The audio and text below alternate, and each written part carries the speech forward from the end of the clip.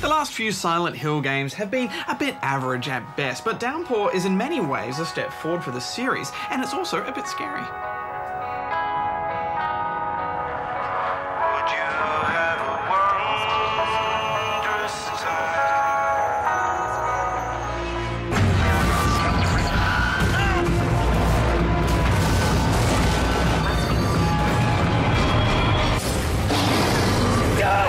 You play Murphy Pendleton, a prisoner with beautiful, beautiful hair and rather nice stubble too. This is a story about unraveling who Murphy is and why he's in prison. Murphy! I got your paperwork here. Take a look. In typical Silent Hill style, the journey is a battle with his own demons, figuratively and literally, but much of what goes on is left for you to decipher. What the hell are you doing in here anyway, Murphy? You're not like these guys. Yeah, and most of the game is figuring that out, isn't it? What this character is all about and interpreting the events of the game. And it really pulled me in, Hex. It's been a while since I've been pulled into a Silent Hill game, but I needed to see this one through. I liked all the voice acting too. But we should talk about the start of the game and the opening sequence. Yes, right at the start, Pendleton is pushed into a rather brutal prison murder. Avoid your eyes if you don't like stabs in the neck. Open the goddamn door! Help somebody!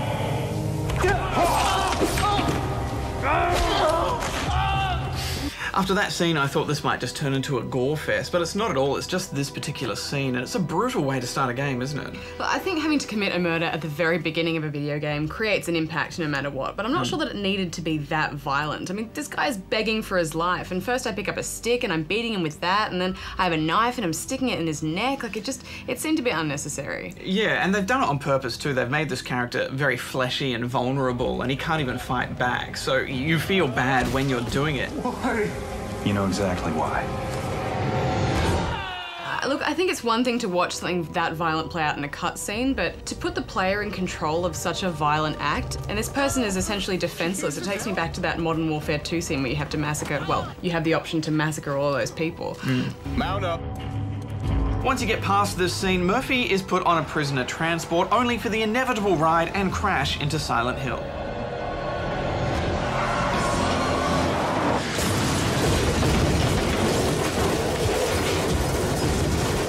From here on, you'll be running around town, solving heaps of puzzles, from simple lever and cog stuff to more complicated number puzzles. You know, I haven't spent that much time with Silent Hill, Barjo, so this was a bit of a trial by fire for me, and I have to say I struggled with a few of those puzzles. I mean, I'm okay with puzzles when it's all contained in front of me, but so many of these related to something that I may have walked over or forgot to pick up in a room, you know, ages back in the game, or numbers that I didn't write down. It kind of goes back to that old school kind of gaming where you need to have a notepad and pen with you to take notes at all times, and I don't know that's going to appeal to everyone. Yeah, it is tough going, but I didn't mind the trip down game design memory lane. Solving side puzzles or mysteries often rewards you with new clothes or maybe a weapon, but sometimes it does something a bit special, such as this cutscene. So what's it gonna be, Murphy? You and me gonna play ball? Or is all your hard work for nothing? And I liked how these moments give you more insight to that character. Oh, some of those moments are truly inspired, Barjo, and there's so many of them. I mean, it's rare that a game will take little ideas like this and really flesh them out, and, you know, in such quantity as well. And it helps set the mood and atmosphere of this game, which they get so right. I gotta say, this is the first game in a long time where I felt genuine anxiety and fear walking about the place.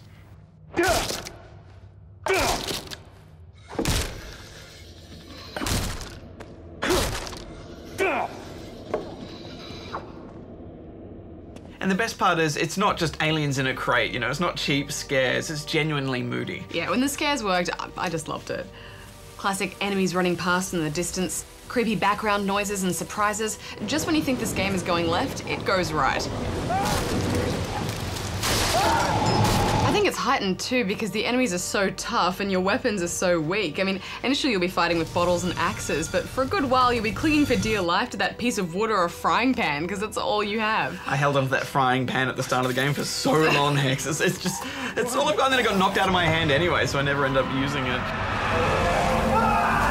There's not many enemies to fight, but I think my favorite were those mannequins. These are ghost mannequins that wander about the place, and you can't take them out until you take down the original real-life mannequin. And there's something about mannequins which is just so creepy. Yeah.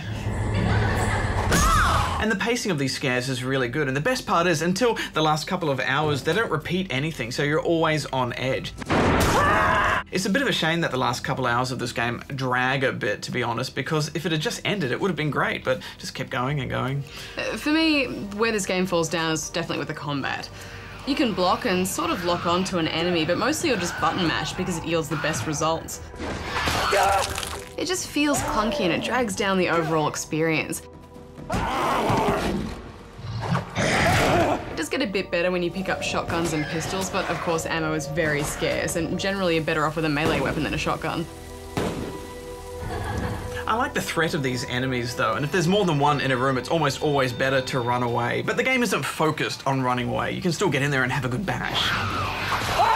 Some of the boss fights are a bit rough though, and in fact the whole game is pretty badly checkpointed, so I think there'll be many rage quit moments for people here. I really like those chase sequences though. They take place in the other world, which is when the game goes all dark and twisted and becomes a rusty steampunk nightmare.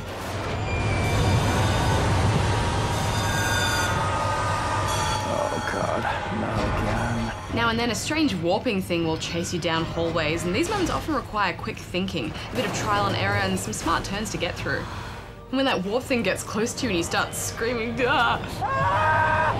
I thought this game does a great job of disorientating you. Yeah, the strengths of Downpour are in its atmosphere, and these moments are really where you can tell the developers tried really hard to mess with you. Murphy is trying to escape this nightmare, which seems to be created just for him. Now what do you say we get out of here, all three of us? Do you know the rhyme? Themes of fear run strong throughout, and the characters you meet are so interesting because they're trapped too, but some don't seem to know it and disregard your questions when you try to pry into their world. Can't say I understand the question. This is a busy town. Do you think these letters deliver themselves? Whatever. This game does have a lot of rough edges, but I thought it was still quite compelling, and that sound is just incredible. All those little scamper noises and creaks. Even the pause menu is scary. I wanted to like this more, Barjo, because there's so many wonderful moments to be found. It's just difficult getting to them because you'll struggle with the controls a little bit. Also, there were some frame rate issues. It might just be because we're not on the final code. But anyway, what are you giving it? Well, I think we need a reboot or a refresh of the series. We need a modern Silent Hill for sure. But I think this is still worth pushing through for that story. So I'm giving it 7 out of 10. I'm giving it 6.